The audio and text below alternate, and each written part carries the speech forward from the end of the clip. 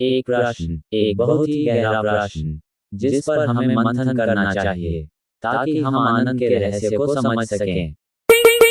हम में से अधिकांश लोग दुख भोगते हैं, लेकिन हम दुख क्यों भोगते हैं? हमें इसका पता नहीं है। कुछ लोग कहते हैं कि यह हमारे पुराने कर्मों का, हमारे पिछले जन्मों के कर्मों का फल है। फिर लोग कहते हैं कि कर्म करना हमारा अधिकार है, लेकिन फल तो ईश्वर की इच्छा के अनुसार होता है।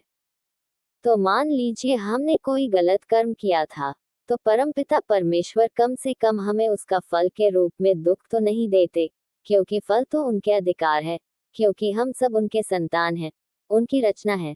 लेकिन वे हम जैसे तुच्छ असहाय प्राणियों को, जो अज्ञानी भी हैं, दुख भी देते हैं और बताते भी नहीं है कि किस कर्मों का फल दुख के रूप में दे रहे हैं।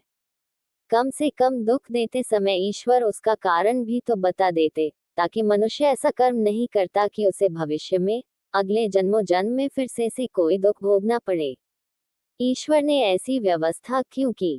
इस पर दी श्री जी ये प्रश्न आपका भी है तो मंथन आपको करना पड़ेगा और हाँ, उत्तर आपसे ही निकलेगा। दिश्री जी के मंथन से पहले खुद मंथन कीजिए, फिर दिश्री जी के मंथन पर विचार कीजिए और हाँ, संभव हो तो अपना विचार कमेंट बॉक्स में जरूर लिखें।